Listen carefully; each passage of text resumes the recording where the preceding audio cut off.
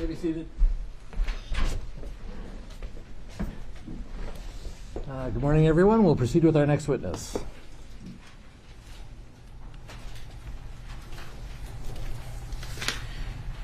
Good morning, Your Honor. Thank you. Before I call the state's next witness, I'd like to offer two exhibits into the record that were published yesterday, Exhibits 75 and 267.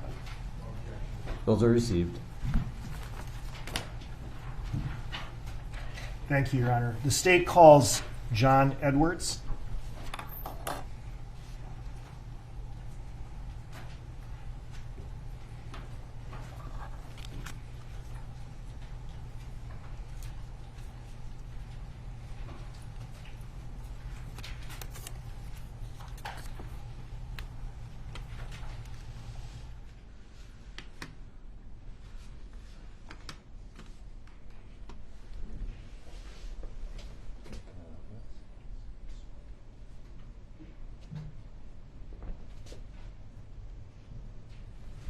Stand there for a second.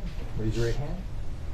You swear or affirm under penalty of perjury that the testimony you're about to give will be the truth and nothing but the truth? Yes, sir. Have a seat.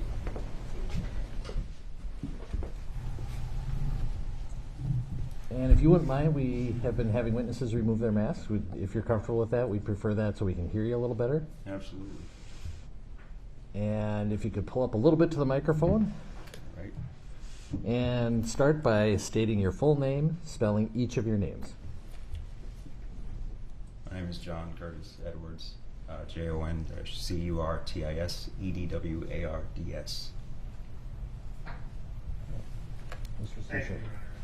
Good morning, sir. Good morning. Would you please tell the jury your occupation? Minneapolis Police Sergeant, How long have you held that position? 2007, so approximately 14 years. Not as a sergeant, but as a police officer for 14 years? Yes, sir. All right. So you started as a police officer in 2007. Did you start with the Minneapolis Police Department? I started as a cadet in the cadet program. All right. But that was your first 2007. job in law enforcement? Yes, sir. Right. Okay. You started as a cadet. Describe that experience, if you would.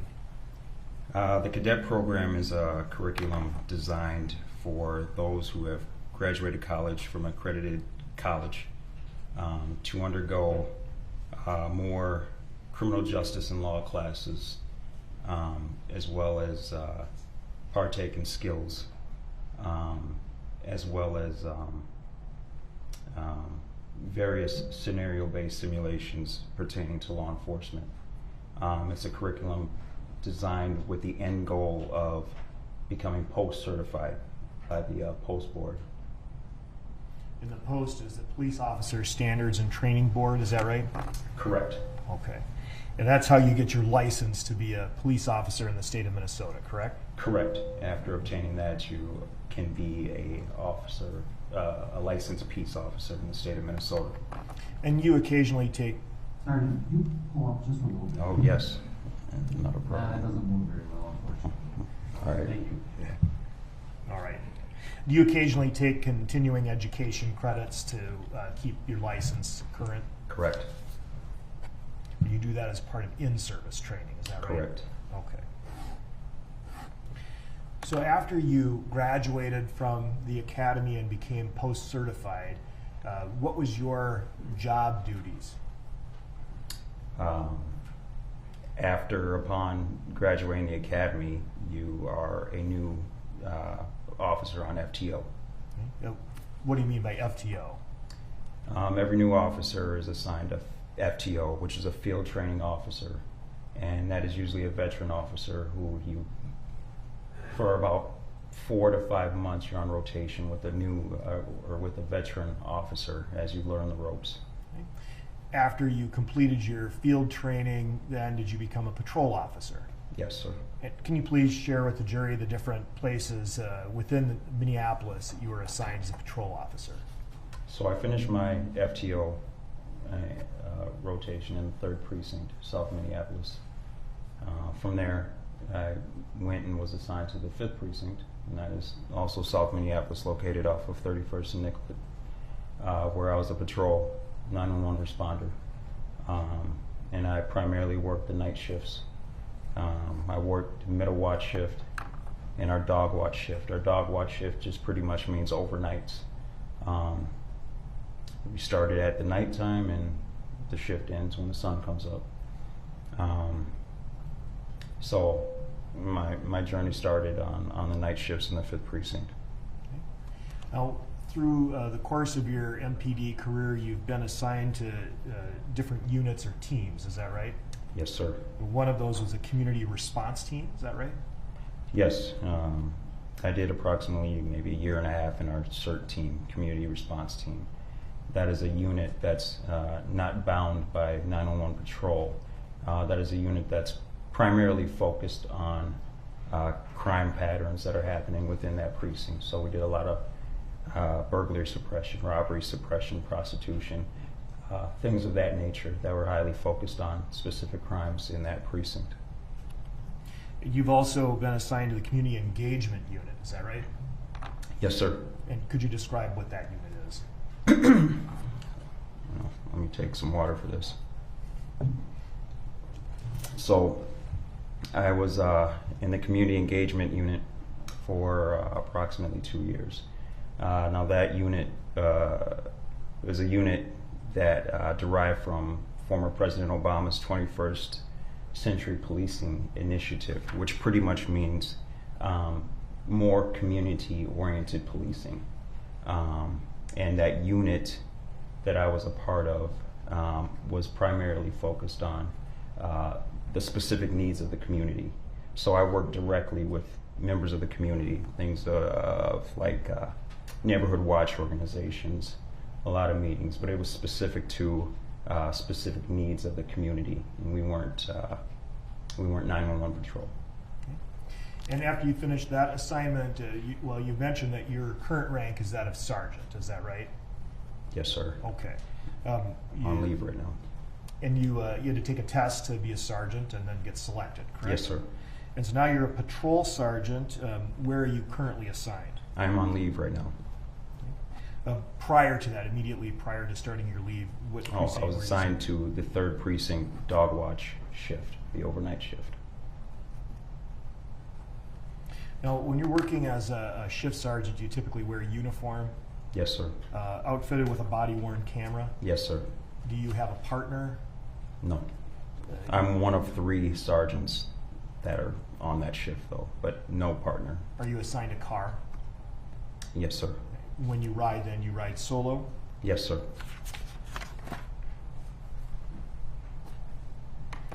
Now, you've, as a Minneapolis police officer, you've signed a certification that you're familiar with various Minneapolis Police Department policies, is that right? Yes, sir. And as part of that, in addition to all of the policies that have been introduced, we're just going to focus on that of critical incident response, all right? Now, when we, looking back to May 2020, you were supervising the dog watch shift. Were you working on May 25, 2020? Yes, sir, I was. Okay. And when do you recall beginning your shift? Like I said, I'm the dog watch shift. Our shift started at 20-30 hours, which is 8:30 p.m. And what's the first thing you do when you start the shift? First thing I do is conduct roll call with my officers. Describe what the roll call involves.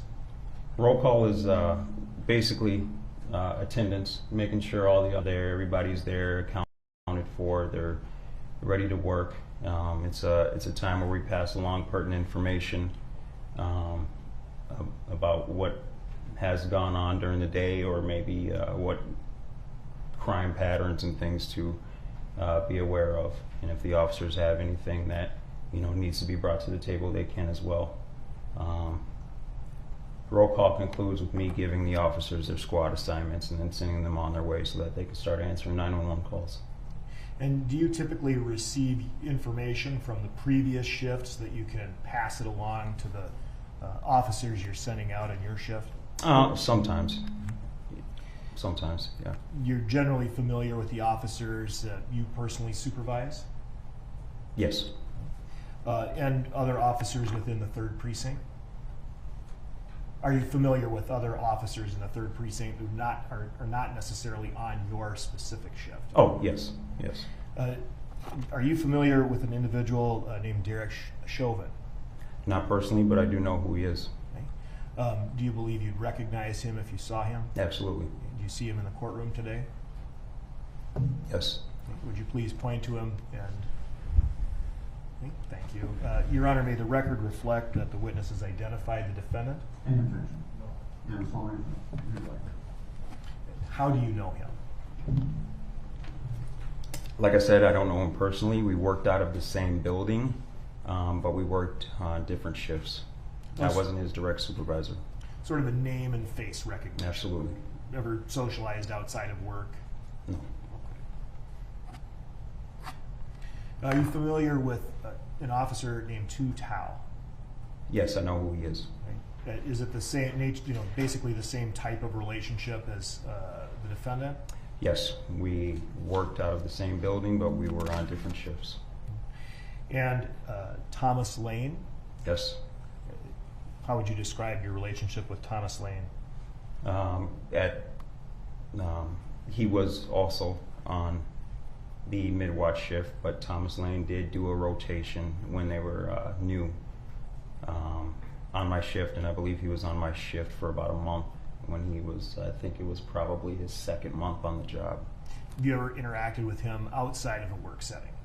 No, sir. And Alexander King? Him as well.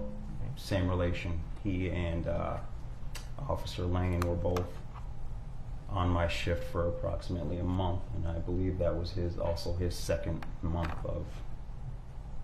of being on the job. So I'd like That was to... while they were on their FTO rotation. They rotate between different shifts. Thank you. Yeah. I'd like to then bring you back to that roll call on the date of the question. Did you receive a telephone call around roll call time? I believe the phone call was shortly, just as roll call concluded, yes. And who was that phone call from? I received a phone call from Sergeant Pluger, who was the mid-watch sergeant. Do you recall what Sergeant Pluger, let me back up. Did Sergeant Pluger give you information that you relied upon to take further steps in your duties that night? Yes. Okay. What did Sergeant Pluger tell you? Sergeant Pluger informed me that he was at the hospital at that time, and he was with a male that he described may or may not live. Later on in the night, I found out that that male was Mr. Floyd. He said he was down there at the hospital.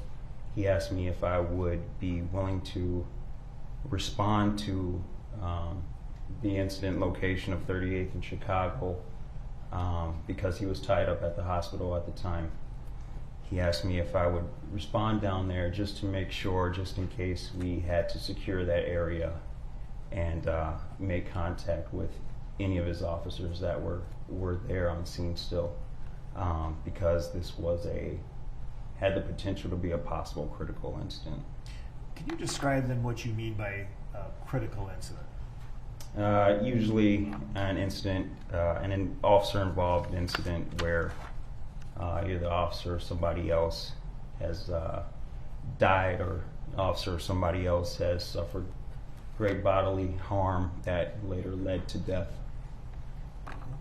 And based on your knowledge of Minneapolis Police Department policy, what is supposed to happen if there is a critical incident with the crime scene and with the participants? A crime scene is supposed to be secured, which means locked down, and that is for the purpose to preserve any evidence that is there. The involved parties or the involved officers usually are chilling and awaiting escort sergeants so that they can be escorted to an interview room downtown. Appropriate notifications are made. IA homicide, if you will. The upper administration, the area is canvassed, which just means there's a designated amount of officers that are searching the area looking for any witnesses that can give a synopsis of what they saw. And then we wait for the investigators to get there, car 21, and pretty much wait for further information from some of the superiors. Do you take any steps with respect to body-worn cameras and ensuring that those are activated? Absolutely. What do you do? And make sure that ensure that everybody's body-worn cameras are active and running at all times. And in this specific case, did you take steps consistent with the procedures you just outlined? Yes, when I arrived on scene, yes. At this time, I'd like to publish Exhibit 1. After you got off the phone with Sergeant Kluger, did you go directly to 38th in Chicago? I told Sergeant Pluger that I didn't mind going down there. I just had to gather some of my things and then I'd head down there. So I believe I got down there to 38th in Chicago at about 9:35 p.m. is when I arrived there. Were you wearing your body-worn camera? Yes. And it was activated. Yes. Can you please describe the scene as you recall it when you arrived?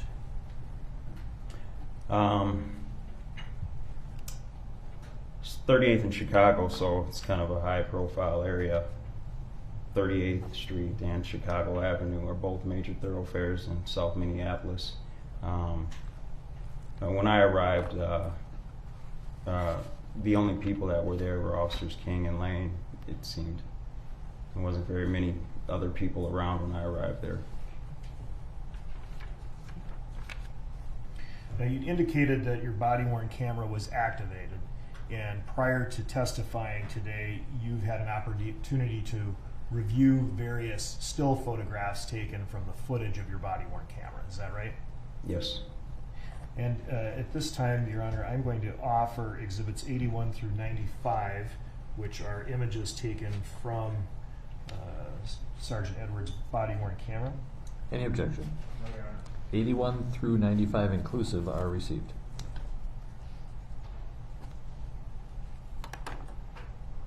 You indicated that Officers King and Lane were at the scene when you arrived.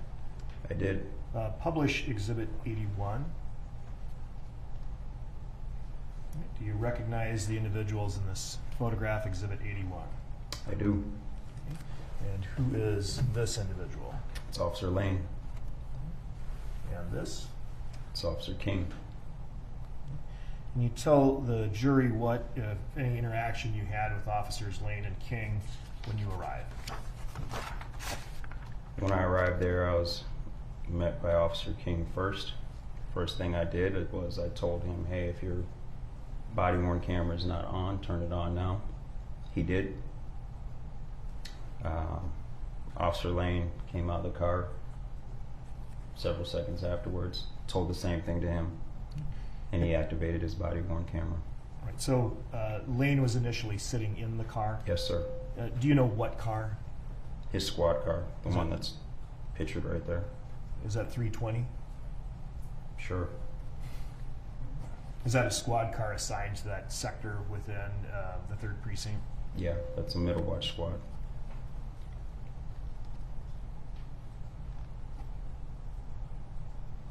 After you instructed both officers to activate or make sure their body-worn camera was activated, did you tell them anything else they needed to do?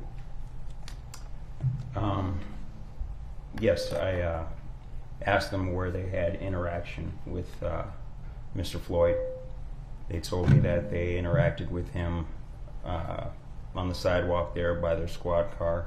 They also told me they interacted with him on Chicago Avenue, right in front of the Cup Foods store. And based on those statements, then, did you direct them to place crime scene tape around the area to preserve the scene? Yes, so with that information, I was able to gather where the incident occurred, and then I instructed them to place crime scene tape around the area so that we could preserve any potential evidence that was there. First, I'm going to ask to publish Exhibit 82. All right, what do you see in this photograph? That appears to be Officer King putting up crime scene tape. And publish Exhibit 1. Do you have one of these up there, a little stylus? Yeah. If you could use that to just roughly outline the area that will show where the crime scene tape was put up generally. Okay, so generally,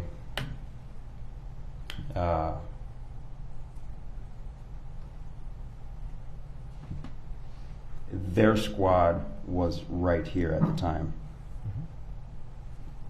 This is different. Their squad was here. Mr. Floyd's vehicle was right here. I had them encompass this whole area. So crime scene tape was around that whole intersection. It encompassed the entire intersection. At the time you were having them do this, were there any other officers in the area at the time, or was it just King and Lane?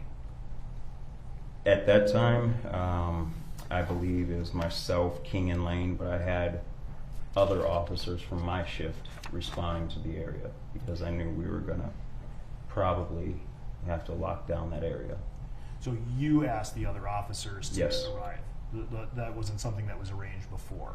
No, And the purpose I of- asked for additional officers. Let's try not to talk over each other. Oh, I'm sorry. No problem. No problem. All right. And that was for the specific purpose of keeping the area secure? Yes, sir. Okay. If you would clear that, Your Honor.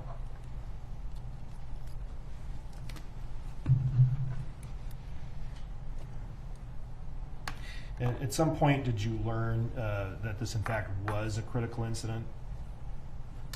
Later on in the night, yes. But you were taking steps to secure the scene as if it were going to be a critical incident before that? Yes, sir.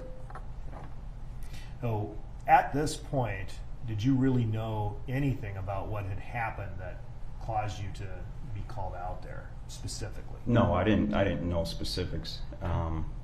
No, at that point, I had very little specifics. For I example? was waiting for more phone calls from Sergeant Kluger for more direction of what was going on. For example, you didn't know the defendant was involved at that point, is that right? Correct.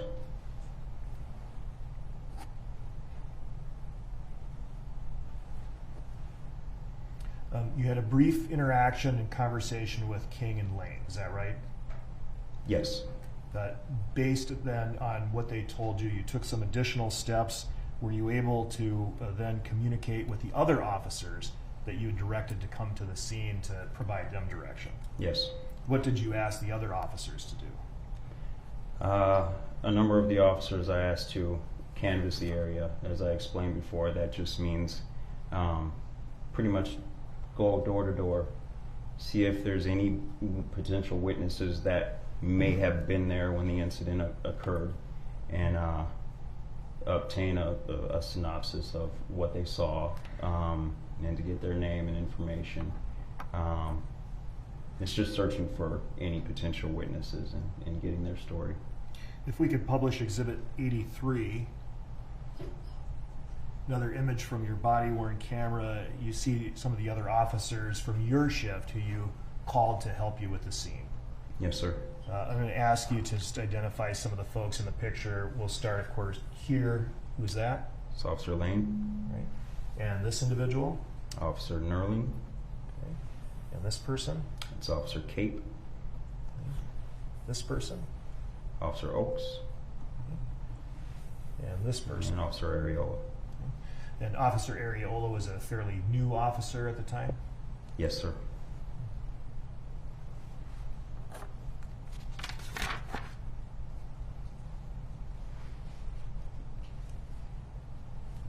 Now, would you please tell the jury just sort of the scope of the security you provided to this scene at that time during these early, it was the early morning hours now of May 26th, is that right?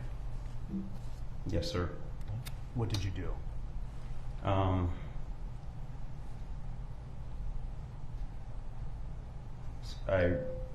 Shortly thereafter here, I received a call from Kluger telling me that escort officers or escort sergeants would be coming down, and that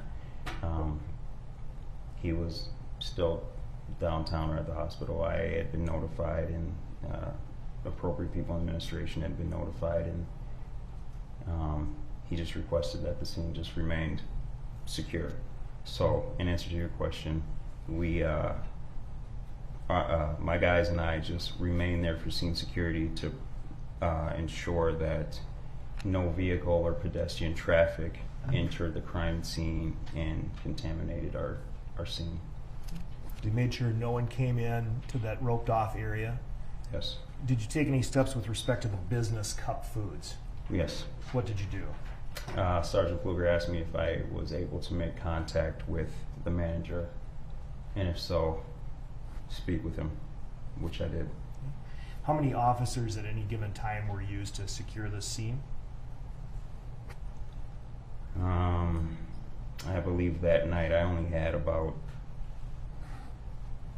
maybe 8 to 10 officers on. And I didn't have every single one of my officers on this scene. So there were still a lot of 911 calls that needed to be attended to. In addition to securing the perimeter of the scene, did you secure any vehicles within the scene? Yes, sir. And what vehicles did you secure? Officers King and Lane squad, as well as Mr. Floyd's vehicle that was parked ahead of theirs. And could you describe that vehicle, please? I honestly don't remember what kind of vehicle Mr. Floyd was driving. Okay. It was a dark colored vehicle, though, if I remember correctly. Did you keep officers King and Lane out of the squad 320? Yes, I did. And I told them to leave their belongings inside the squad car. At this time, I'd like to publish Exhibit 84. So Exhibit 84, then, for the record, is a photo from your body-worn camera taken at 21:50 and 17 seconds. Is that right? Yes. And we see both King and Lane in the photo, correct? Yes. All right. And is this where you had the initial interaction with them, where you asked them to get out of the vehicle so you could secure it? That is. And they complied with it? They did. Did you see anyone, including them, take anything out of the vehicle? No. Was the vehicle running, or had it been stopped? It was running. What did you do since it was running? I told them to get out of the car. They got out of the car. And did you, at any point, stop the vehicle from running? That wasn't until the BCA showed up, and I believe it was Special Agent Mike Phil told me that they were going to take custody of the squad and Mr. Floyd's vehicle. We noticed the vehicle, or we noticed the squad car, I'm sorry, was still running, so he instructed me to power it down. You'd also mentioned something about a canvass. Did you at some point instruct officers to do a canvass of the area for possible witnesses? Yes, I explained that, yes. Mm-hmm.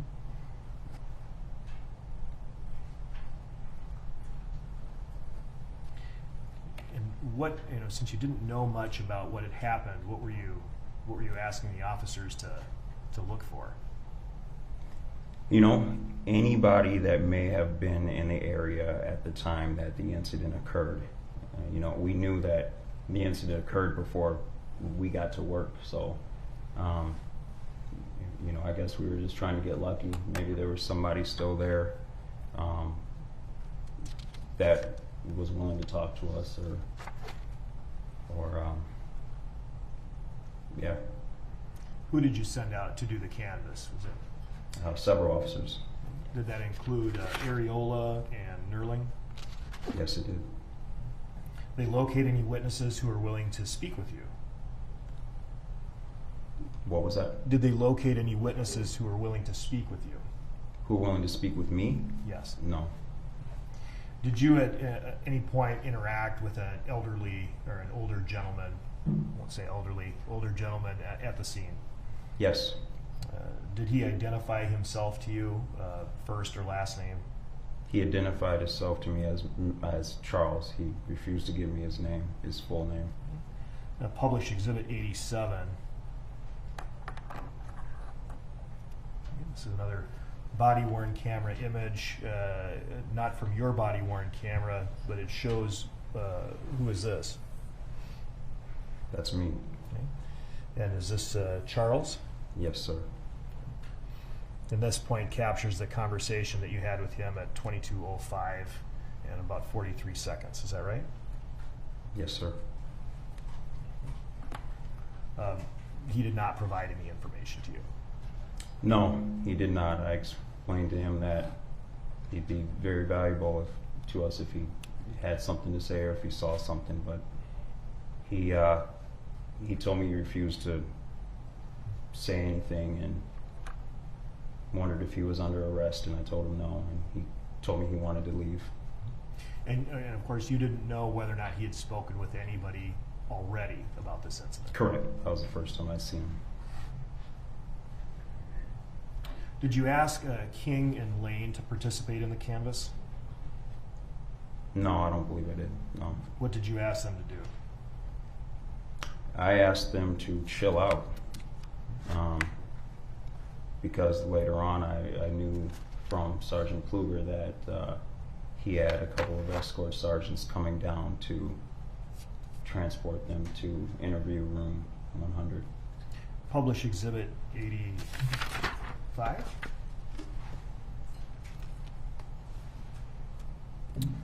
All right, looking at Exhibit 85 from your body-worn camera at 21:51:25, you see officers Lane and King.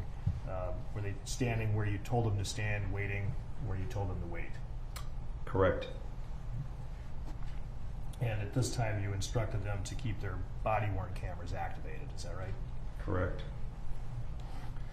Do you recall speaking with any other potential witnesses while you were at the scene? No, I don't. Do you recall entering Cup Foods? Yes. Yes. Speak with anybody at Cup Foods? Yes. Like I said before, Sergeant Pluger asked me to see if I could make contact with the manager there at Cup Foods, and I did, and I spoke with him. Publish Exhibit 86. Right, this is an image from your body-worn camera at 21:54 and 32 seconds. Who is that individual? I do not remember his name, but he is the manager there at Cup Foods. And did you learn whether or not he was a witness to the interaction between the police and George Floyd? He said he didn't witness anything. I had a brief conversation with him. When you arrived, you testified that you had taken control of the scene, right? As the sergeant, you were the ranking officer there. Yes, sir. At some point, did another ranking officer arrive at the scene? Yes. Lieutenant Zimmerman from Homicide arrived at the scene shortly after, as well as Sergeant Dale. Publish Exhibit 88. Right. I know that that's a little hard to see, but can you identify the people in this photo? That's myself, and that's Lieutenant Zimmerman. Okay. When did he arrive approximately? If you could take the cutout out. When did he arrive approximately? Yes. I couldn't tell you the time he arrived. I can tell you the timestamp that I'm seeing right there. Yep. 22:06. All right. So that would be 10:06 p.m. So even if not exact arrival time, this is pretty close in time to Lieutenant Zimmerman's first arrival? Yes. when Lieutenant Zimmerman arrived, what happened with the scene? He came and just ensured that we had the scene secure. He came and ensured that we had officers that were canvassing the area for any potential witnesses that were still there.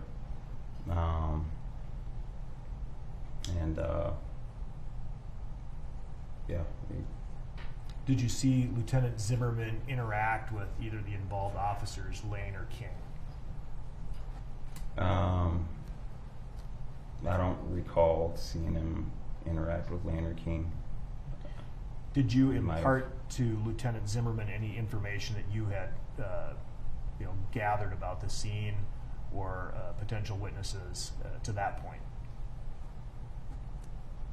Can you ask that question again? Sure. Did you tell Lieutenant Zimmerman what you did up to that point to get him kind of caught up on the scene and the witnesses and what steps had been taken? Oh, yes. All right. Did he direct you to take any further steps now he's a lieutenant, so I suppose. More canvassing of the area, and also he wanted more officers there at the scene. Did he confirm that the scene itself was secured Yes. and that the squad was secured, 320, Yes. and that the Mr. Floyd's vehicle was secured? Yes. So there was another officer there, a Sergeant Bob Dale. What is Bob Dale assigned to? He was there. He came with Lieutenant Zimmerman. Bob Dale's from homicide, is that right? I believe so. And then with this being a critical incident, this was going to be handed over to the Bureau of Criminal Apprehension, correct? Well, at that point, we still didn't know if this was indeed a critical incident, but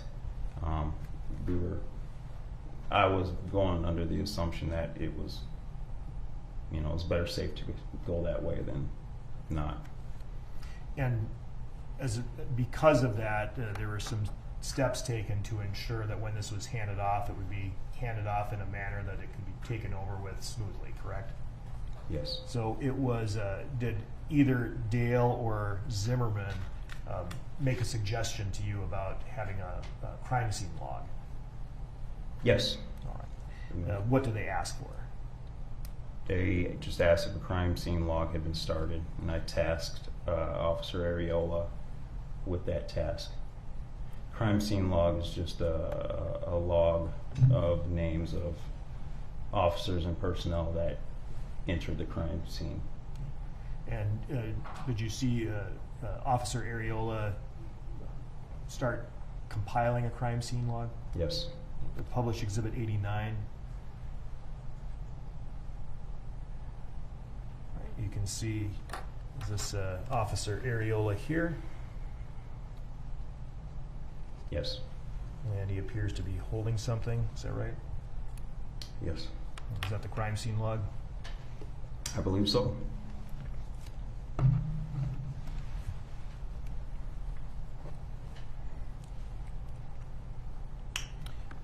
So as you testified, at some point you learned that Mr. Floyd had died, correct? Yes. And do you recall how you received that information? It was later on in the night, Sergeant Dale actually informed me that Mr. Floyd had passed away. Was that pretty shortly after Dale and Zimmerman had arrived? Yeah.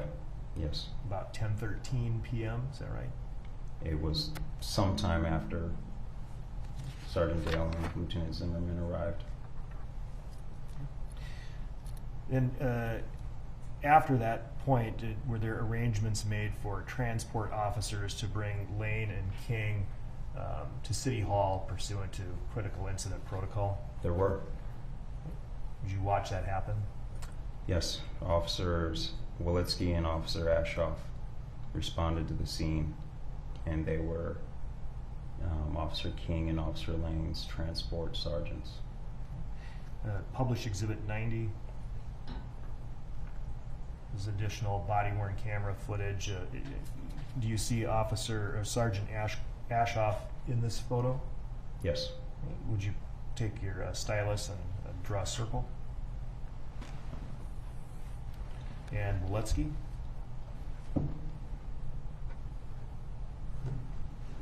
I don't see Waletsky in this photo. Was this so according to the timestamp, 22/18/14, is that right? Correct. Okay.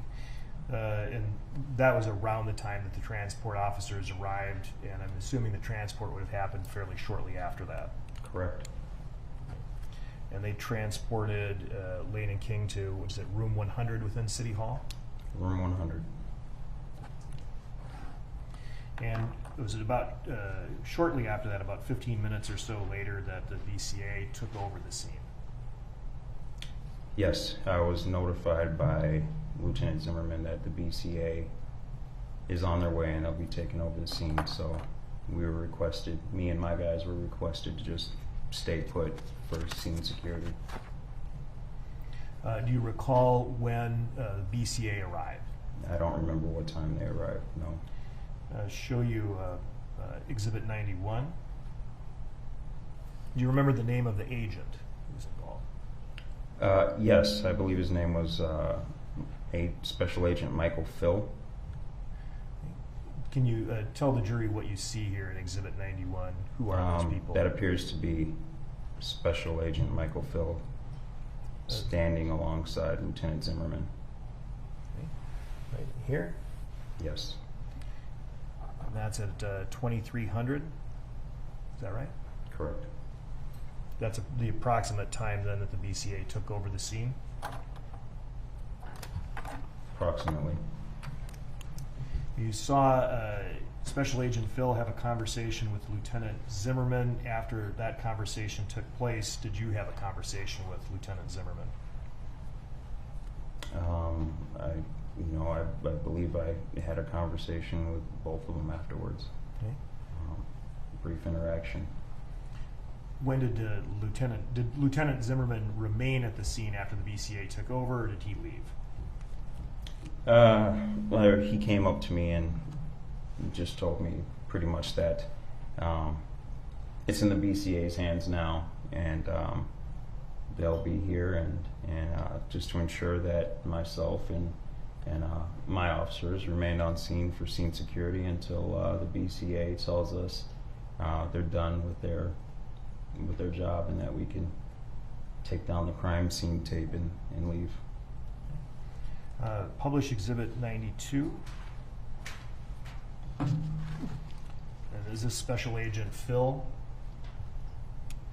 Yes, that is. During the period of time you were speaking with him and getting instruction on what to do with the scene?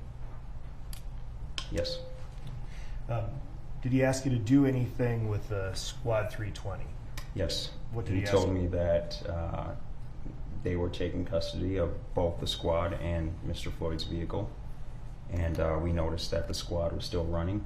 He asked me to open it up and power it down, which I did. Did you remove anything from the vehicle? No, sir.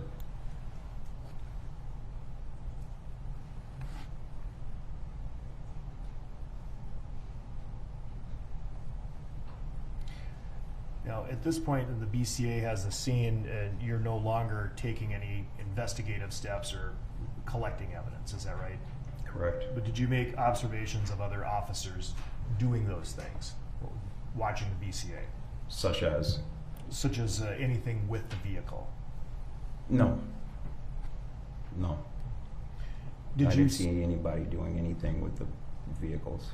Any other officer, if that's what you're asking. Did you see other officers taking photographs, looking at the vehicle? No, sir. Did you see any forensic scientists or people you recognize to be forensic scientists come onto the scene? Just the team of people that Special Agent Michael Phil had with him. And those There were were the several BCA people there. those were the folks who were allowed in the scene. Is that right? Yes.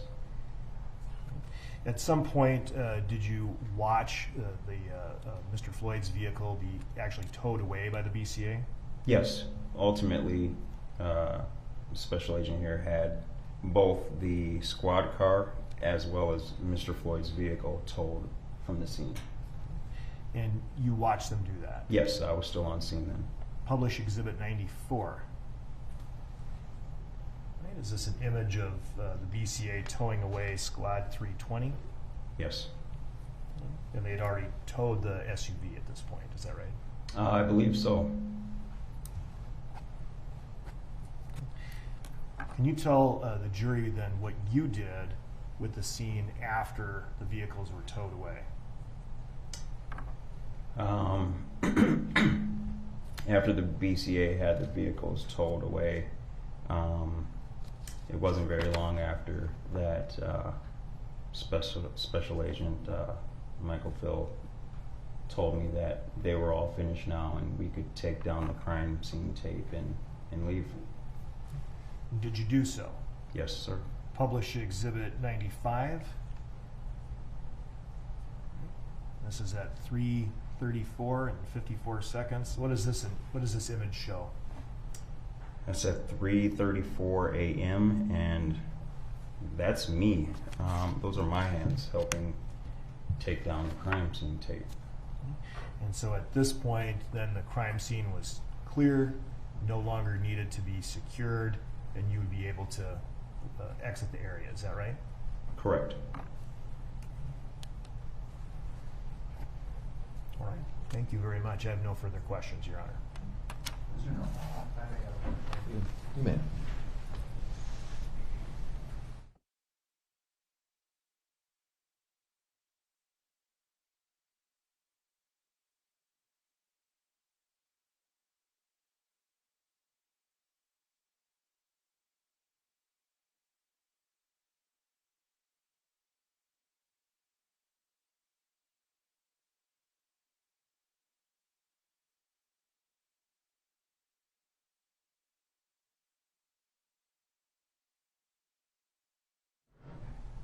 I have no questions for this witness. Thank you.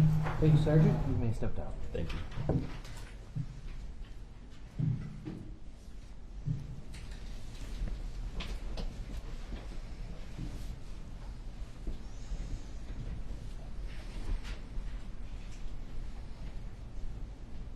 right. And next witness.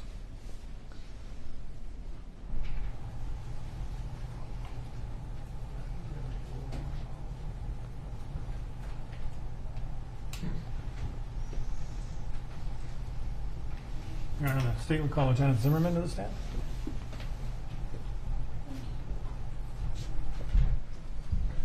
You swear or affirm under penalty of perjury that the testimony you're about to give will be the truth and nothing but the truth. I do. Thank you. Okay. Lieutenant, if you could give us your full name, spelling each of your names to start off with. I'm sorry. Your full name, spelling each of your names. Okay. And also, if you could remove your mask. Okay, thank you. It's Richard Zimmerman, R-I-C-H-A-R-D, and then Zimmerman, Z-I-M-M-E-R-M-A-N. Mr. Friend. Thank you. Can you please tell the jurors what you do for a living? I'm a police officer with Minneapolis Police Department. How long have you been a police officer? Since June 3rd of 1981. And all that with Minneapolis? No, the first 4 years, from 81 to 85, I worked for the Fillmore County Sheriff's Department in southeast Minnesota. What did you do there? I was a patrol deputy responding to 911 calls. And so then it was, 1985 that you started with Minneapolis? Yes, I had the weekend off and started in Minneapolis in June 5th of 1985. And are you a licensed peace officer in the state of Minnesota? Yes, I am. When did you first obtain your license? I'm sorry? When did you first obtain your license? June 3rd of 1981. And as a police officer, having that license, are you required to do certain things to maintain that license? Yes. What kinds of things do you have to do? We have to do continuing ed, like any other professional license. And we have to do 40 hours of different education professional education in a certain time period. I'm not sure if it's 1 or 2 years. And if you don't, somebody's going to let you know, right? Yes, they will. And so, since 1981, have you done all that's been required to maintain your license? Yes, I have. When you started with the Minneapolis Police Department in 1985, what was your job? What were your duties? I was a patrolman. I worked the North Side Precinct. It's called Precinct 4. And I worked the 3rd Precinct. It's called Precinct 3, of course. And then my permanent assignment was the 5th Precinct, which is like Franklin, Nicollet, Hennepin Avenue, Lake Street. So when you're working as a patrol officer, what kind of things do you do? Yeah, well, we respond to 911 calls. We, deter crime, or try to deter crime, I should say. Yeah, that's kind of what we do. Traffic control, that kind of thing. You're out on the streets every day, Yes. or at least every day you work, right? Yes. And so then, did your job duties change eventually? Yes, in 1990, crack became really prevalent in the late 80s, and so I joined the crack team in the 5th Precinct, where there were 4 officers and a sergeant, and we would do search warrants, looking for drugs, that kind of thing. And so what year was that? I'm sorry. Pardon me? What year was that? 1990 to 1993. And what did you do then in 1993? I took the sergeant's exam and passed it, and was assigned to the adult sex crimes unit. And so what does it mean to be promoted to sergeant? Well, you take a series of tests, and once you're promoted, you express your interest as patrol or investigations. And so I talked to the lieutenant in charge of the sex crimes unit and expressed my interest. So you mentioned having to take an exam, Yes. just like sitting down and, like we do in school, taking an exam. Yeah, it was a written exam, and once you pass that phase, then you would take an oral exam, and then you were given your scores. And so you became a sergeant. Did some supervisory responsibilities come with that? Yes. Can you just describe for the jurors, like, what kinds of responsibilities a sergeant takes on?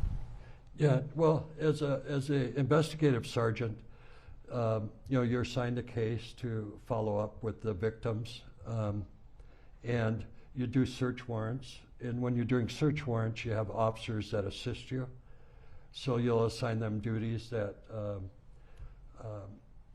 such as, assisting with the search warrant. And also have responsibilities to make sure the officers underneath you are properly trained? Yes, absolutely. Yeah. And, when I would do search warrants, I would explain to the officers that we don't want anyone to get hurt, either the officers or the subjects. And so, just continuing with your history, then you went into the sex crimes unit as a sergeant, and subsequent to that, did your responsibilities change? Yes. Can you tell the jurors about that? Yeah, in 1995, the homicide unit was expanding because of the amount of murders that were occurring in Minneapolis in 1995. So they brought in myself and one other guy from the robbery unit, and we were assigned partners in the homicide unit. And which unit do you currently work in? 1995. No, which unit do you currently work in?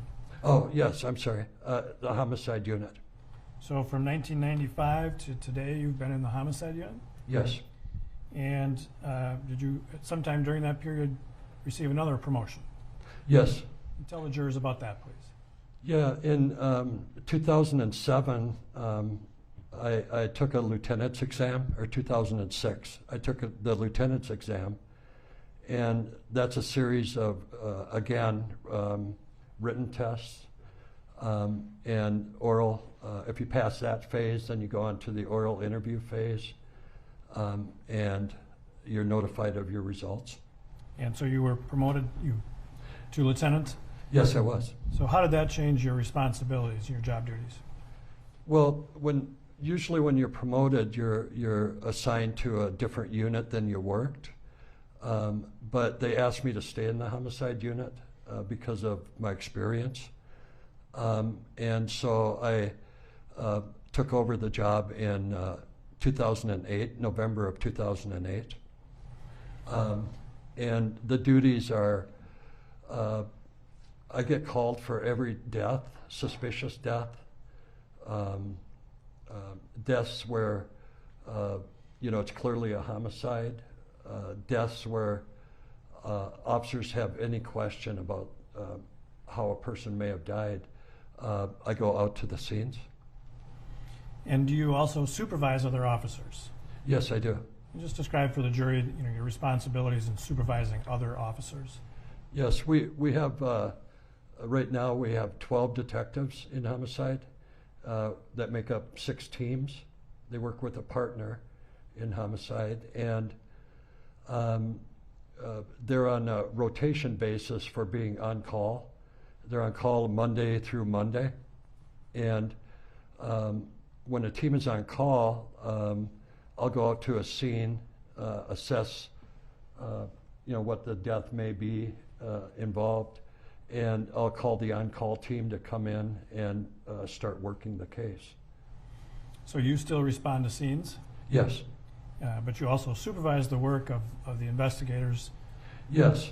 I every morning when I come in, I'll pull up, it's called pulling up the cases, and we pull up every death report in Minneapolis, and I'll look through each report, and I'll assign a case that I might have some questions about, and I'll talk to the detectives, explain why I think this needs to be looked into, and that's Monday through Friday kind of thing. And so are you their direct supervisor then? Yes. So you started with Minneapolis Police Department in 1985. Yes. Do you know where you are in terms of seniority in the Minneapolis Police Department? Yes. Where is that? I'm the #1 officer in seniority. I hate to say that, but I am. Understood. Were you called out to a scene on May 25th of 2020? Yes. And do you recall, why you were called to that scene? Yeah, homicide responds, or I respond initially to critical incidents. And a critical incident can be anything from a death to a serious injury of either officers or the public. And so I was called in on this one. So were you technically on duty at that time?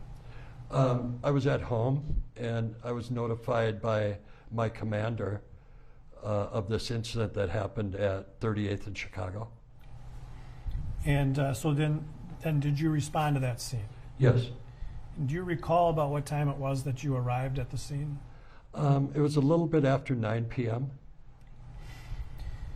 And the location of 38th in Chicago, were you familiar with that location at that time?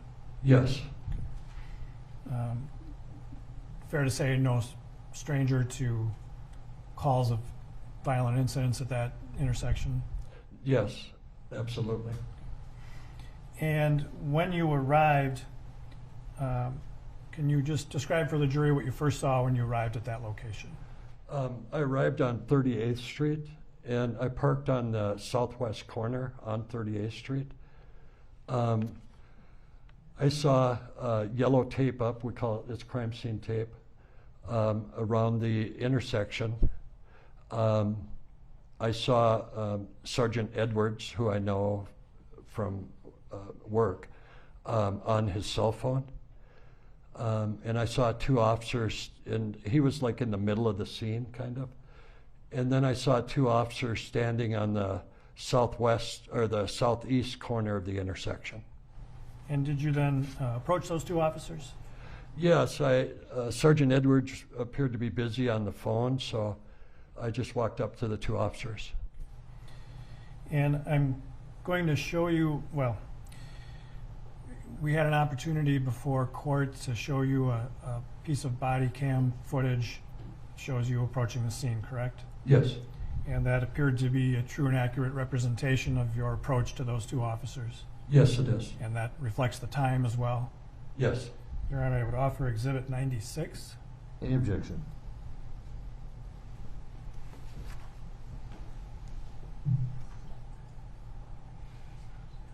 No objection. 96 is received. Then we'll publish 96.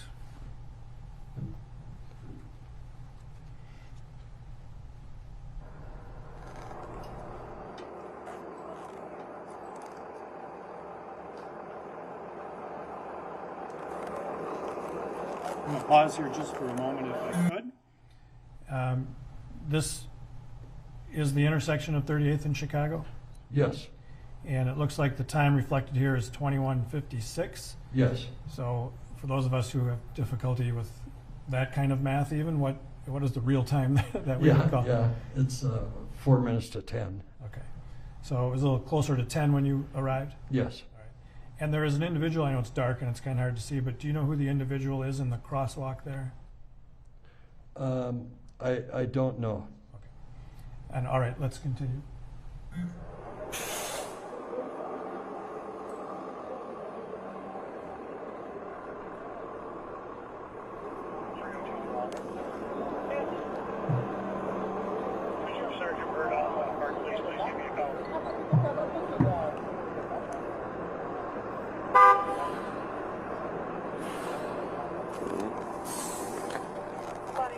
Comes the rain. Yeah.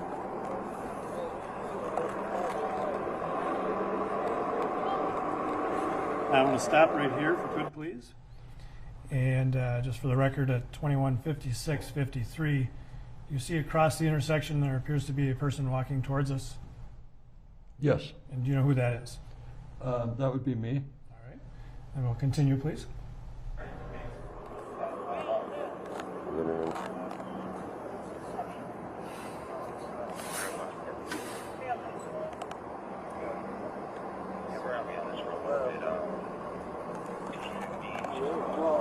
I'll give you a call back for Okay, How you doing, Lieutenant? what's going on? All right, you can take that down. So it appears that you came to the scene in street clothes, right? Yes. All right. And that's the moment where you walked up and talked to the two officers? Yes, I did. Did you recognize those two officers? Yes. No, I didn't. And you appeared to be on the phone. Do you recall who you were talking to? I don't know if it was my commander or a deputy chief. I'm not sure. So then when you arrived there, those two officers looked like you had just asked them a question. Did they give you some information about the incident? Yes. And based on that information, what did you conclude about their role in the incident? There's a thing that we call involved officers and non-involved officers. And based on what they had told me, I determined they were involved officers. And why would it be important to distinguish between involved and non-involved officers? Well, if you're an involved officer,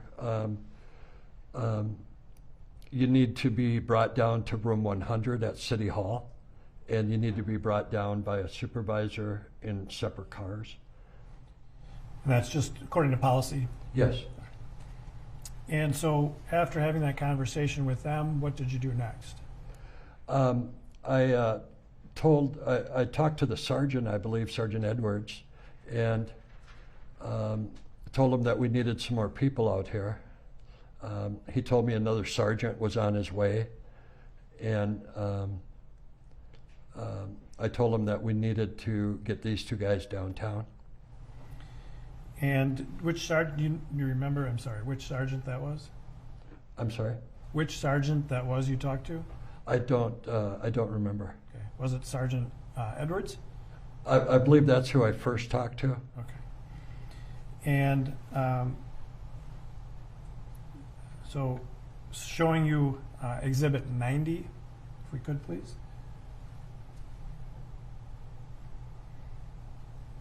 And this is a photograph for the record of 2218. This is you speaking on the phone at that time, correct? Yes. All right. And so here you're still dealing with things at the scene, is that right?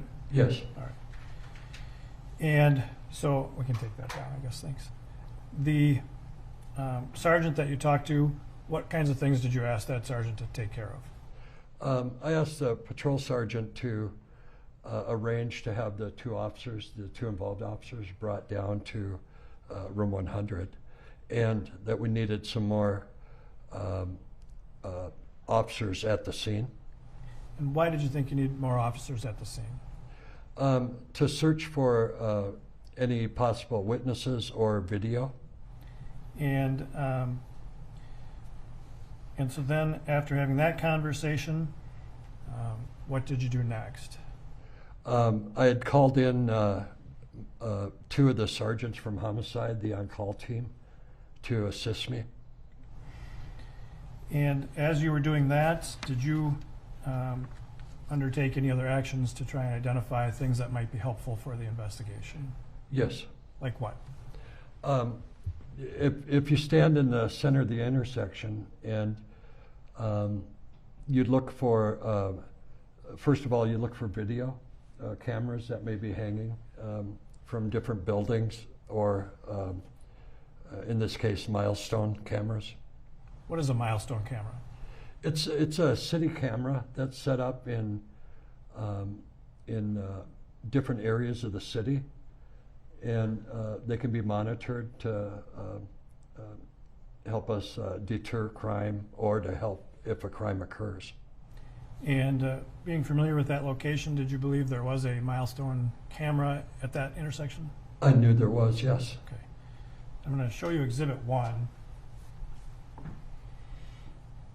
You recognize what's in that photograph? Yes. And what is that? That's the intersection of 38th and Chicago.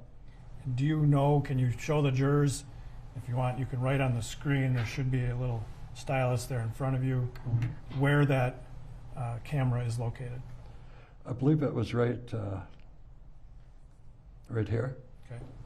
And how is it mounted, or where is it mounted? You know, I'm not sure if it's on a light pole or under a light pole, but it's mounted up high. Some kind of pole there. Right. Okay. In fact, sometimes we call them pole cameras for Yeah. the obvious reason. Yes, the older guys do that. Older guys and me, is what you mean.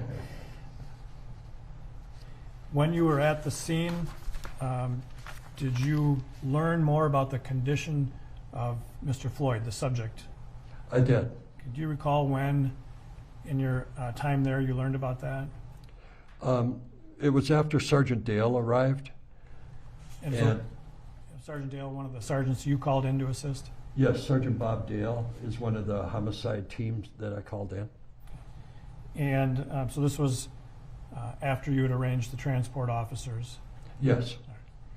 And what did you learn about his condition? That Mr. Floyd had died. And were some decisions made about what would become of this investigation based on information? Yes. And what was decided? That the BCA would be in charge of the investigation, the State Bureau of Criminal Apprehension. And when that decision is made, what's the role of Minneapolis police at that scene? Well, first, it's to support the BCA investigative team with whatever they might need that night. And also it's to secure any witnesses that we may find, to see if they would be willing to talk to the BCA. Also, it's when you're at a scene, trying to locate any video cameras again, and filling in the BCA agents that arrive. And in fact, at some point, did BCA agents arrive? Yes. And when they arrive, just describe a little bit for the jury what the process is and upon their arrival. Yeah, the BCA agent, generally or specifically in this case? Just generally. Yeah. When the BCA arrives, they'll come up to you for a briefing, and you tell them what you have at the scene, what you've learned, and where people are at. You know, like in this case, the officers were brought to room 100, that kind of thing. And then you tell them, or you ask them what help they might need. And then specifically, did something like that happen here in this case? Yes. All right. And I'm going to show you Exhibit 91 on the screen, please. And do you recognize what's depicted in this photograph? Yes. And again, this is the intersection of 38th and Chicago. Yeah, that would be me in the center of the shot, talking with a BCA agent. And this is starting that process of turning the scene over to them. Right, yeah. So the time here shows 2300, about 11 p.m. Yes. And so then, did you in fact turn this scene over to the BCA? Yes, I did. And that shortly thereafter concluded your involvement with the scene? Yes.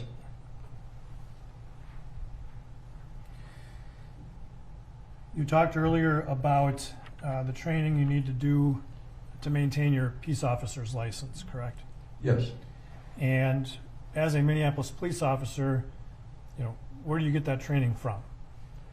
Well, we'll get it from our training unit. We'll also get it from outside sources, you know, different schools that are being put on, some that are specific to homicide, some that are, you know, a one-day course, some may be a 2-week course, that kind of thing. Does that training include instruction on the use of force? Yes. And how often do you get instruction on the use of force?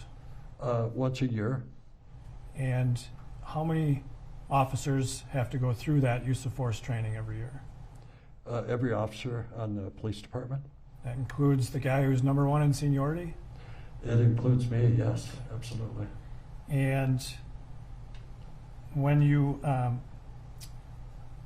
well, let me ask it this way. Are there also Minneapolis Police Department policies about the use of force?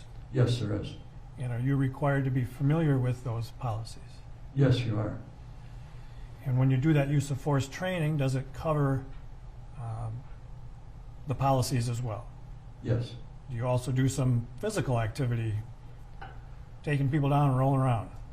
Yes, we have a mat that we use at our SOC center, and it's like a huge wrestling mat. And are you familiar with the use of force continuum? Yes.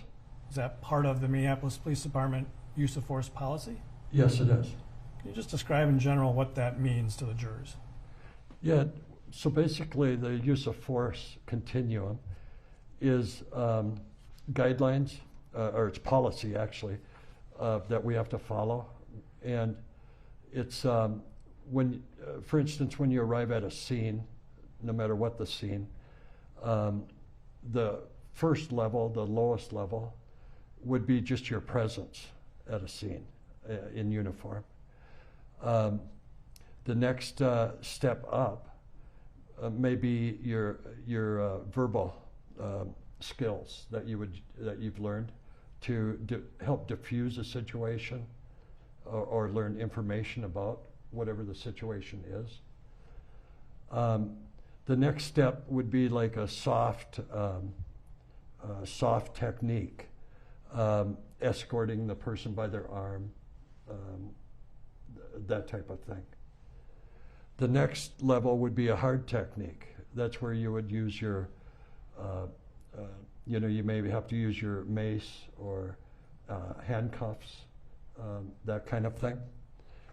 And finally, the top level on the continuum is deadly force. And so those levels change, how, under what, or for what reasons might that change? Yeah, well, if you're, say you arrive at a scene and somebody's pointing a gun at you or shooting at you, of course you go to the top level, and that's how they may change. So it's relative to the threat. Right, yes. And are there different kinds of force that officers can use? Yes.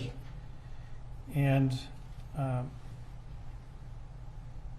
have you ever, in all the years you've been working for the Minneapolis Police Department, been trained to kneel on the neck of someone who is handcuffed behind their back in a prone position? No, I haven't. Is that, if that were done, would that be considered force? Absolutely. What level of force might that be? That would be the top tier, the deadly force. Why? Because of the fact that if your knee is on a person's neck, that can kill them. And in your training with the Minneapolis Police Department, over the years, have you received training on restraining people? Yes. Including the use of handcuffs? Yes. And when you are handcuffing somebody, when you handcuff them, what is your responsibility as an officer with regard to that person? Well, could I give you an example? Okay. Well, let me ask you this again. If you, as an officer, according to the training, you handcuff somebody behind the back, what's your responsibility with regard to that person from that moment on? That person is yours. He's your responsibility. His safety is your responsibility. His well-being and is your responsibility. Once you handcuff somebody, does that affect the amount of force that you should consider using? Absolutely. How so? Once a person is cuffed, the threat level goes down all the way, to they're cuffed. How can they really hurt you, Well, certainly there could be circumstances when a cuffed person could still be combative. Oh, absolutely, yeah. But you getting injured is way down. What do you mean by that? Well, if you're, you could have some guy try to kick you or something, but you can move out of the way. That person is handcuffed, and they, the threat level is just not there. So by handcuffing somebody, you've taken away some of their ability to harm you. Absolutely. And if somebody who is handcuffed becomes less combative, does that change the amount of force that an officer is to use under policy? Yes. How so? Well, if they become less combative, you may just have them sit down on a curb, or the idea is to calm the person down, and if they are not a threat to you at that point, you try to, you know, to help them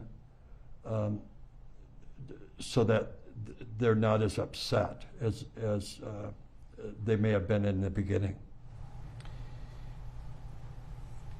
In your 30 years of training with the Minneapolis Police Department, in your experience, have you been trained on the prone position? Yes. And what has your training been specific to the prone position? Well, once you secure or handcuff a person, you need to get them out of the prone position as soon as possible because it restricts their breathing. When you handcuff somebody behind their back, well, as part of training, have you been handcuffed behind the back? Yes. And have you been trained on what happens to individuals when they're handcuffed behind the back? Yes. So when somebody is handcuffed behind their back, how does it affect them physically? It stretches the muscles back through your chest, and it makes it more difficult to breathe. If you put somebody in the prone position, well, is it well known, this danger of putting somebody in the prone position? Sustained. How long have you had training on the dangers of the prone position as part of a Minneapolis police officer? Since 1985. And is it part of your training regularly to learn about keeping somebody in the prone position? Yes. And what has the training been with regard to the prone position? Once a person is cuffed, you need to turn them on their side or have them sit up. You need to get them off their chest. Why? Because of the, as I mentioned earlier, your muscles are pulling back when you're handcuffed. And if you're laying on your chest, that's constricting your breathing even more.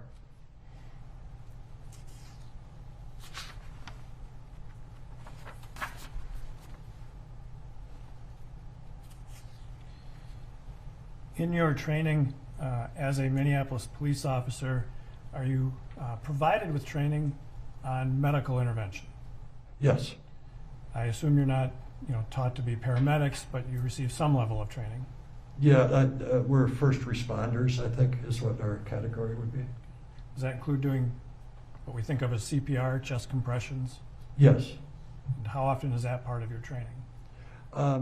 CPR, it's like every other year or so. And as part of your training within the Minneapolis Police Department policies, is there an obligation to provide medical intervention when necessary? Absolutely. What is the general teaching that you get with regard to medical intervention? Well, again, it's been that you need to provide medical care for the person that is in distress. And would that be true even if you've called an ambulance to come to the scene?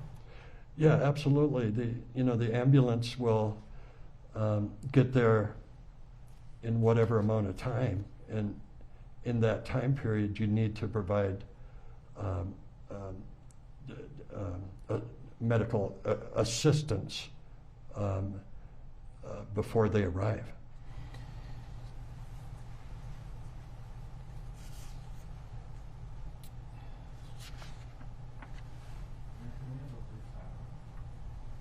Why don't we take our mid-morning break? Members of the jury will take our 20-minute mid-morning break. The attorneys and I will deal with the issue while you're off break. And Lieutenant, you may step down if you wish.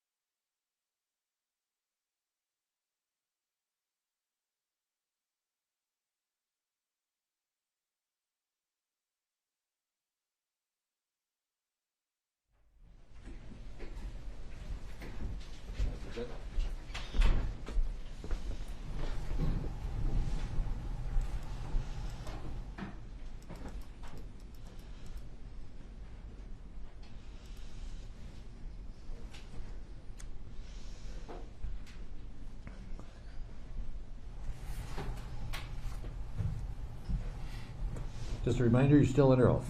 Yes, sir. Thank you, Your Honor.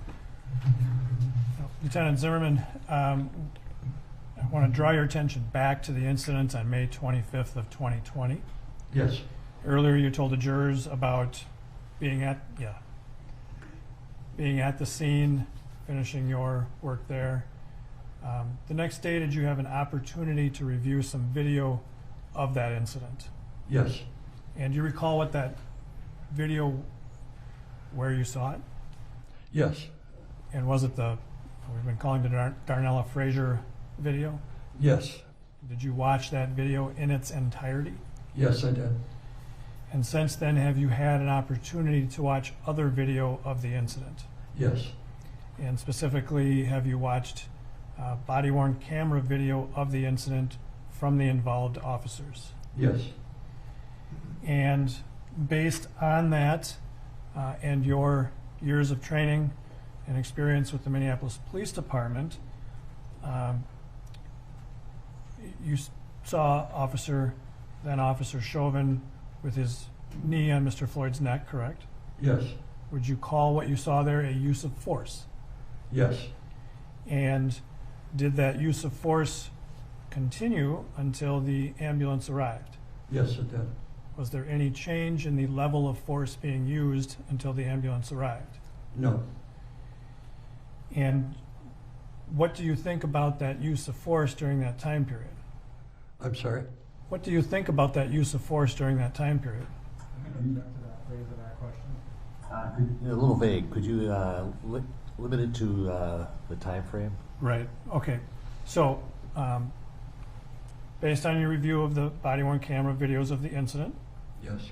and directing your attention to that moment when Mr. Floyd is placed on the ground, Yes. what is your your view of that use of force during that time period? Totally unnecessary. What do you mean? Well, first of all, pulling him down to the ground, face down, and putting your knee on the neck for that amount of time is just uncalled for. I saw no reason why the officers felt they were in danger, if that's what they felt. And that's what they would have to feel to be able to use that kind of force. So, in your opinion, should that restraint have stopped once he was handcuffed and prone on the ground? Absolutely. And I should add to that question then also that it appeared he had stopped resisting. I'm sorry? And it appeared that he had stopped putting up any resistance. Absolutely, I would stop. I have nothing further, Your Honor. Mr. Nelson.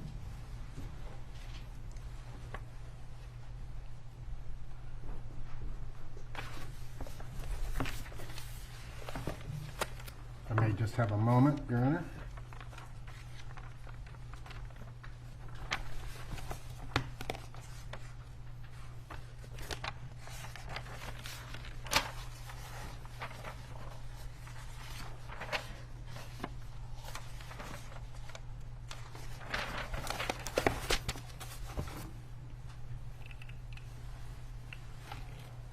Good morning, Lieutenant Zimmerman. Good morning. Thank you for being here today. You're welcome. So you testified that you have been a Minneapolis police officer since June 5th, 1985, correct? 1985, yes. And prior to that, you were with another agency? Yes. And when you initially came on to the Minneapolis Police Department, you were a patrol officer, correct? Yes. And you were a patrol officer from 1985 to approximately 1993 when you took the sergeant's exam and were promoted. Yes. And so it's fair to say that since 1993, so 27, 28 years, you've not been on patrol in the city of Minneapolis. Correct. Your assignments have been investigative in nature, correct? Yes. And generally speaking, an investigative role is more of a follow-up type role, right? Yes. So an incident occurs on the street, It gets assigned to a detective, and then your job is to investigate the circumstances of that incident, right? Yes. And so it's fair to say that since 1993, you've not, other than perhaps for ceremonial reasons, you've not worn a uniform on a daily basis. Well, I don't know if I would call it ceremonial. Well, I had to wear a uniform. You have to wear a uniform from time to time, but your daily role is as a plain clothed police officer, correct? Yes. And you're not out patrolling the streets, making arrests, things of that nature. No. All right. And it's fair to say then that your experience with the use of force of late has been primarily through training. Through what? Your training. Yes. All right.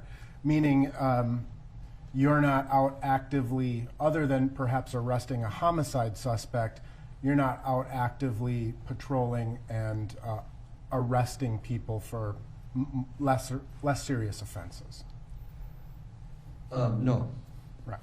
And so you describe the use of force continuum as including mere presence being a type of the use of force, right? Yes. And so when you arrive on scene as a lieutenant in the homicide unit, that is a use of force, right? If people know I'm a lieutenant, yes. Or if they know you're a police officer, perhaps. Right. And then you described like soft techniques like escort holds, things of that nature, right? Yes. And I'm assuming that in the last, well, since 1993, and you were promoted to sergeant, you've handcuffed some people in that time frame. I have. Right. When's the last time you got in a physical fight with a person? About in 2018. Okay, so it's been a couple of years since you've been in a physical fight with a person? Yes. All right. And so you would agree that the use of force as an investigator is, or the higher levels of force as an investigator, is less likely than a patrol officer. I'm sorry, I don't understand your question. I'll rephrase it. The frequency with which you have to use higher levels of force as an investigator doesn't happen all that often, right? Correct. And so your experience generally as a use of force or involving the use of force is primarily in this annual what's called defensive tactics training, right? Yes. And the defensive tactics training is one of the requirements you need to use or to complete in order to maintain your license as a police officer, right? Yes. And you would agree that, or I'm presuming that since 1985 until the present day, tactics have changed as a police officer. Some tactics have changed, yes. Right. And it's fair to say that you are not a trainer in the Minneapolis Police Academy relevant to the use of force, correct? That's correct, yes. You do not teach other police officers defensive tactics. No, I don't. You would agree, however, that roughly 10 years ago, the Minneapolis Police Department kind of moved away from trying to hit people to control them and started using body weight to try to control people. I don't think I would agree with that. Okay, so you think that, I mean, within the arsenal, so to speak, of a police officer, it's as common to punch or strike someone in the use of force as it is to just use what are called takedown moves or body weight pins. Yes. Okay, and that's been throughout your entirety of your career?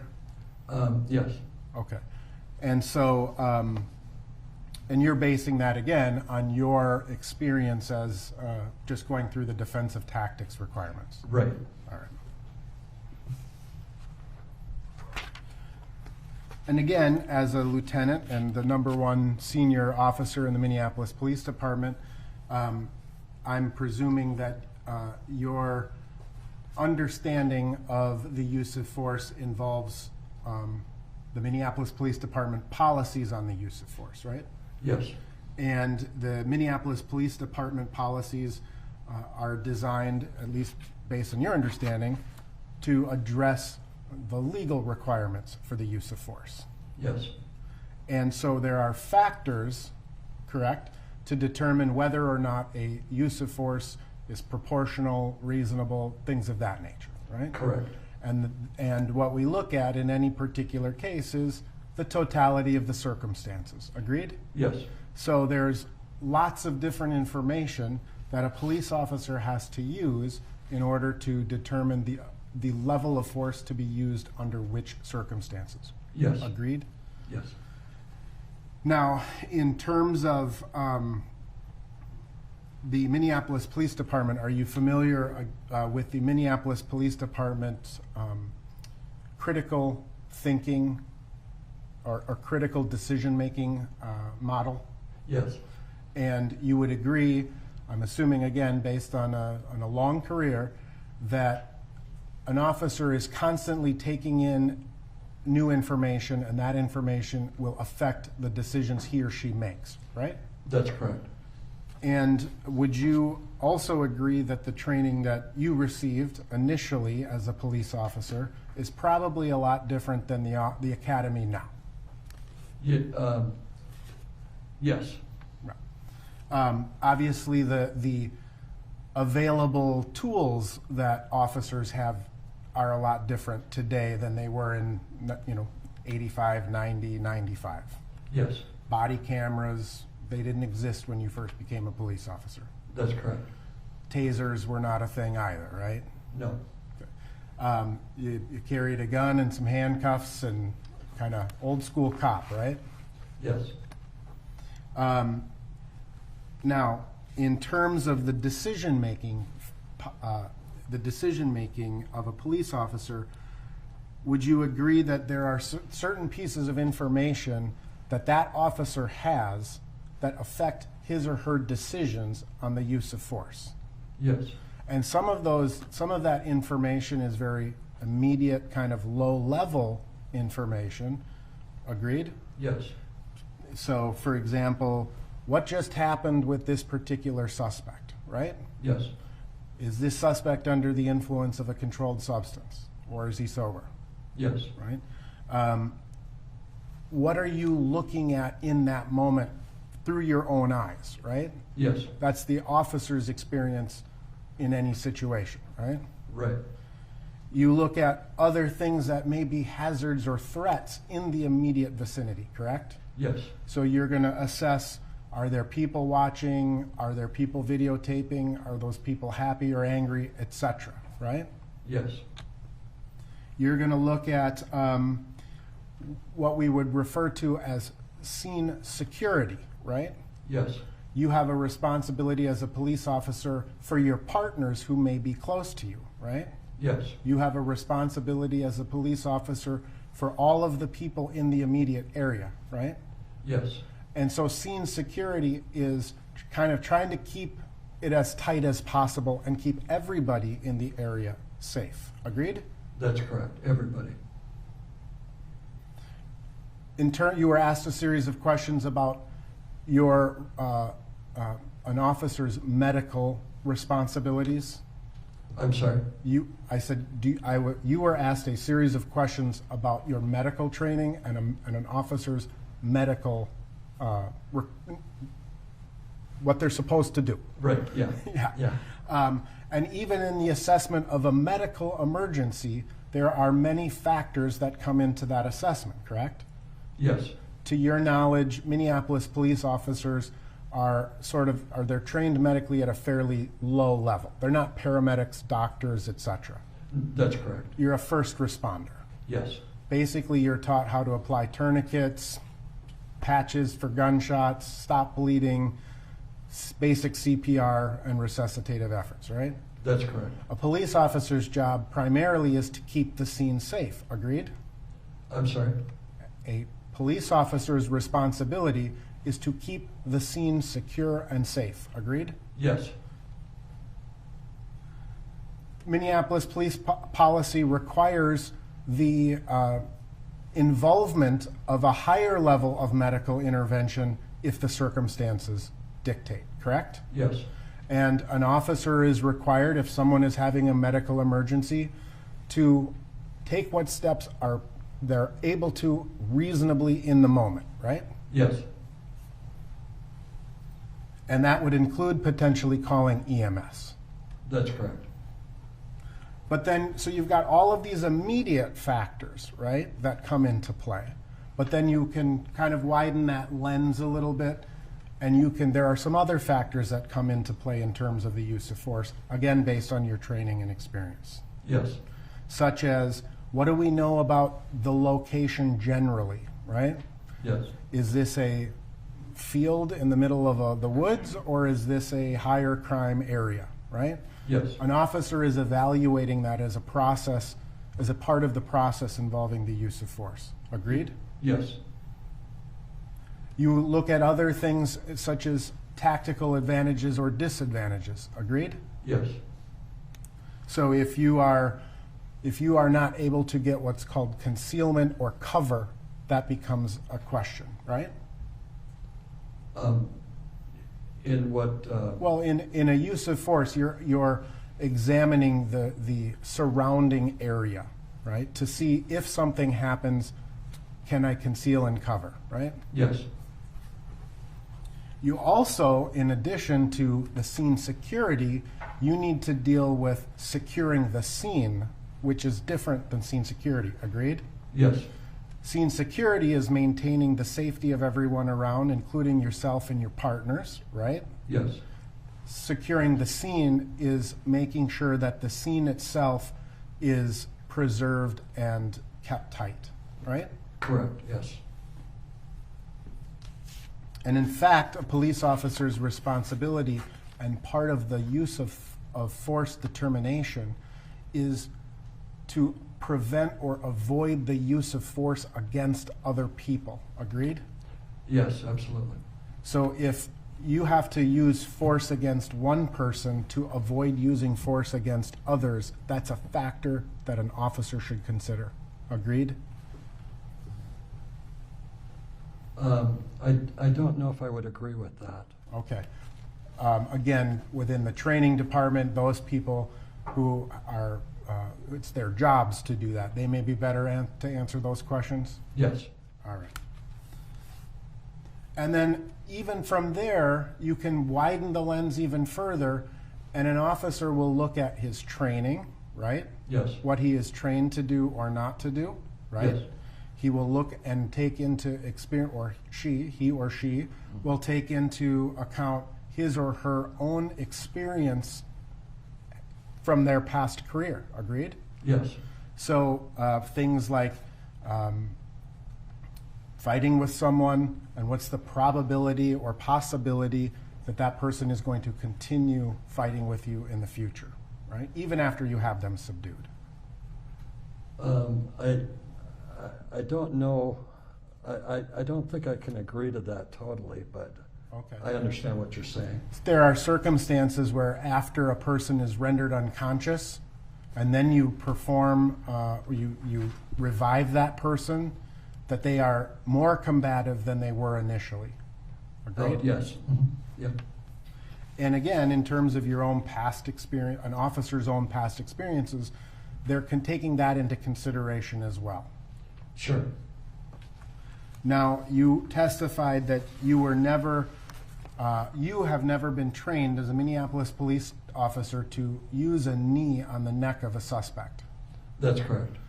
You would agree, however, that in a fight for your life, generally speaking, in a fight for your life, you as an officer are allowed to use whatever force is reasonable and necessary, correct? Yes. And that can even involve improvisation. Agreed? Yes. Minneapolis Police Department policy allows a police officer to use whatever means are available to him to protect himself and others, right? Yes. So if there's a paint can sitting on the table and someone is attacking, you can use that paint can as a weapon. Yes. And in fact, you have been trained in the prone handcuffing techniques, correct? Yes, And it's your testimony that Minneapolis Police Department has never, ever trained anyone to put their knee across the shoulder and to the base of the neck?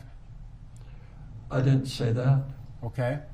So you would agree then that pursuant to Minneapolis Police Department training, when a suspect is arrested and in the process of being handcuffed or being restrained, it would be consistent with the Minneapolis Police Department training you've received to place your knee across the shoulder to the base of the neck. I don't know if I've, part of your question was handcuffing, and we've certainly been trained to put the knee on the shoulder, but I don't know about just restraining a person. I don't recall being trained in that, but. Okay. Again, possible based on the circumstances. Sure. Right? And when an officer is restraining a person and has called for EMS, have you heard the term that we're holding this person for EMS? Yes, Okay. And essentially that means you want to keep them in that position until EMS arrives because they're more capable to deal with whatever this situation is. Agreed?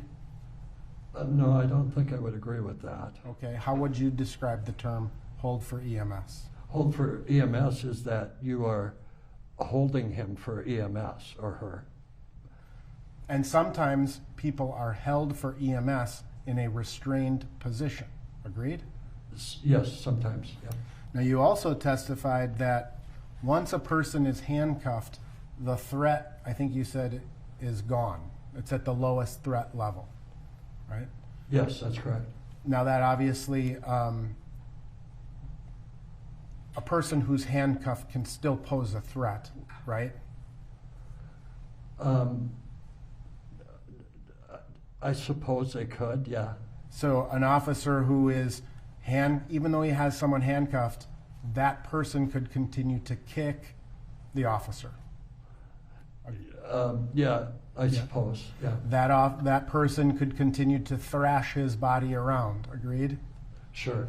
And part of the reason police officers restrain people is for that person's own safety. Agreed? Absolutely, yeah.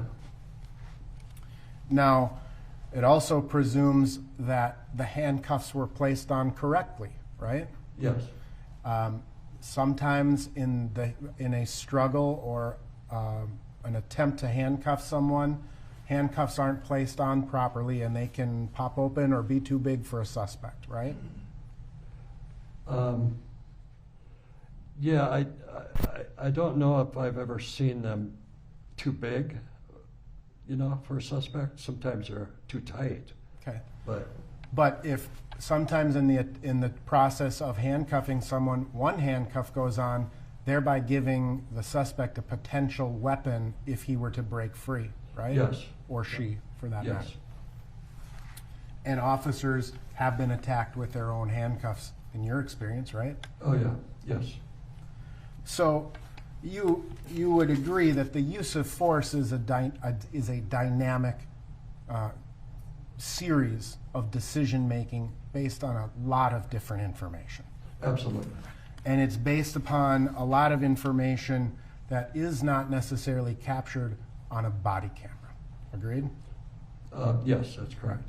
The body camera is only so effective to show what the body camera sees and not what the officer sees. That's correct.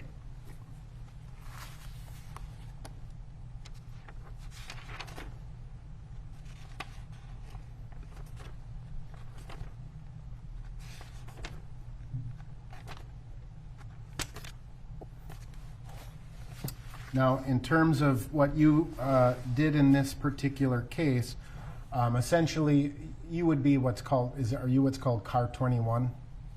Is that the homicide unit? And I may No, it's not. Car 9? I don't know. No. You're just homicide. There's some car associated with homicide, right? Yeah, yeah. What car is that? We would be car, well, it would be like car 112 or 108 or 110, Okay. that kind of thing. All right. So you got called, or you were made aware of this incident back on May 25th of 2020. You understood it to be a critical incident, correct? Yes. And it is Minneapolis Police Department policy to turn over the investigation of any critical incident, or the majority of critical incidents, we should say, to the Bureau of Criminal Apprehension, right? Yes. And that is to avoid any potential conflicts between the involved officers, right? Yes, that's right. And so your role, you heard this call came out, and you kind of self-assigned to show up here? Yes. And you did that because you wanted to make sure the scene was secure, right? Yes. To make sure that the officers who had responded to the scene were doing the things that they should be doing in connection with a critical incident. That's correct. Such as roping off or tying off the tape, or taping off the scene, I should say, right? Putting up crime scene tape? Yes. Yes. Not permitting citizens to come wandering through the scene, right? Yeah. Canvassing the area, I think you said. And ultimately, your role in this particular case was limited to a couple of hours of time, making sure those things were done, and until BCA agents arrive and you handed off the scene, right? Yes, that's correct. All right. And it was not until later that you were asked to review the body-worn cameras of the officers and consider the use of force, right? Yes. And it would not be within your normal role or job duties to do such a use of force analysis, right? That's correct. I have no further questions. Redirect.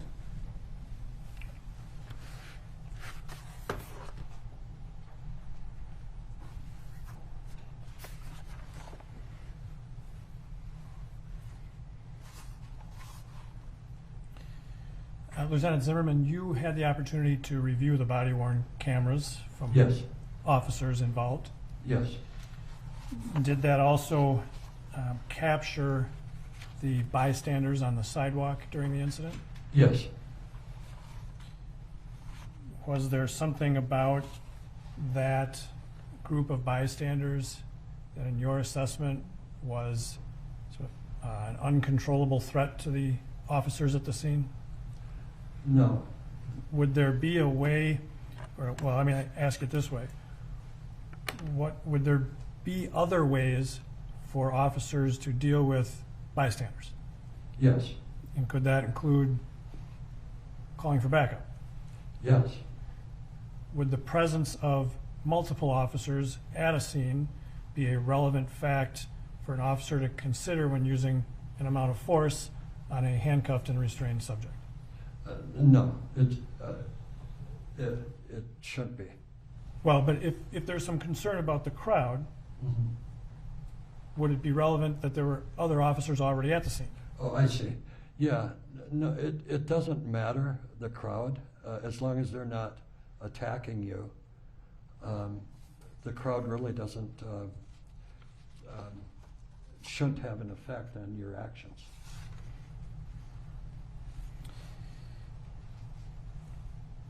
You were asked if the use of force training has changed over time. Yes. Okay. But you still get the most up-to-date training every year when you go to the use of force training. I do, yes. And you were asked about, has the academy changed since you went to the academy? Yes. And you haven't been through the academy since then, correct? Right, yeah. But you have some familiarity with how the academy trains new officers. Absolutely. And do you think that academy training provides appropriate training for officers? Yes, it should. And would provide the most up-to-date training on the use of force for Minneapolis officers that take the academy type training? Yes.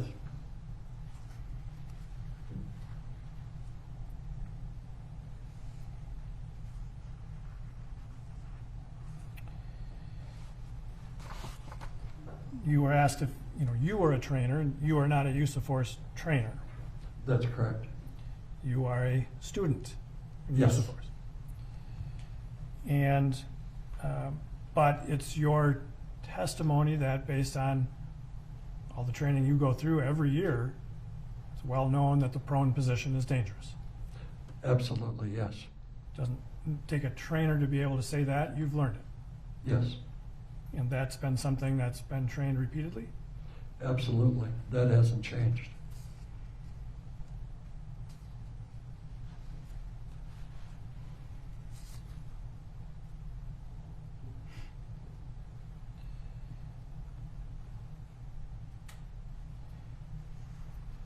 You were asked about the critical decision-making model. Yes, Familiar with that from your training? yes, And part of that is continually reassessing the need for force. correct. It's a fair statement? Yes, And so that would include reassessing the location, yes, the tactical advantage, yes, conceal and cover, yes, scene security, yes, security and scene, yes, or security of the scene, yes, medical distress of the person restrained, yes,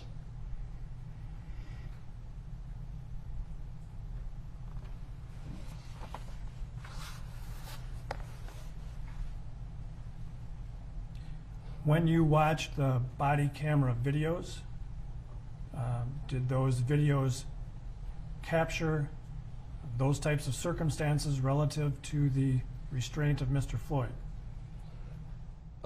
yes, And you were able to assess those things in telling the jury what you thought earlier about the restraint of Mr. Floyd?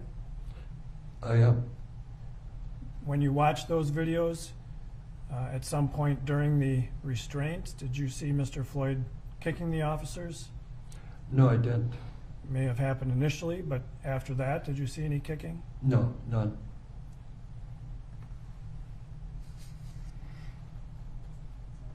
Defense counsel asked you about the concept of holding for EMS. Yes, So sometimes it's necessary to keep the person there so they can receive medical treatment. that's correct. Does holding for EMS excuse an officer from providing medical attention that they've been trained to provide? No, it doesn't.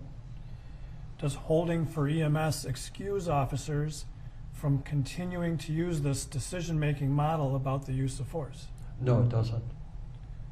Does holding for EMS excuse officers from using other resources like other officers at the scene to No. deal?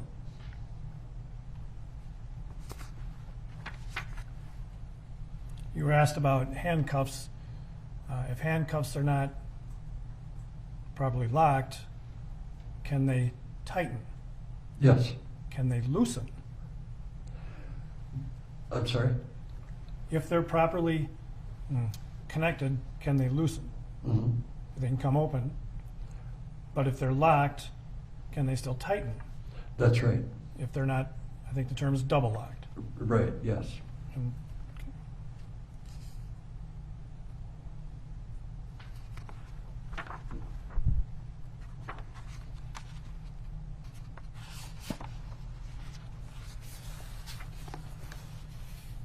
based on your review of the body cams, did you see any need for Officer Chauvin to improvise by putting his knee on Mr. Floyd for 9 minutes and 29 seconds? No, I did not. I have nothing further, Your Honor. Any requests? No, All right. Thank you, Lieutenant. You may step down. Council sidebar?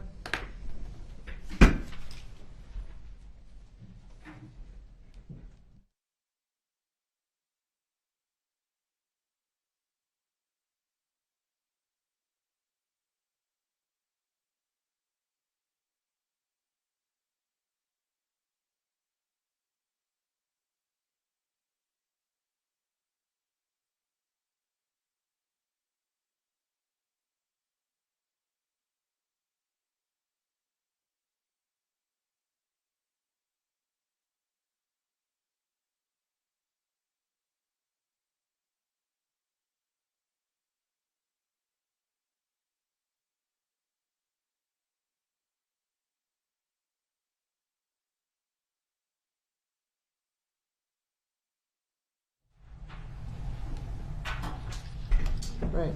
Members of the jury, that's going to do it for today. So we're going to release you, adjourn for the day, and return hopefully to start 9:15 on Monday. We have a motion before that we have to deal with, so it might be 9:30, but let's shoot for 9:15. All right, thank you. Have a good weekend.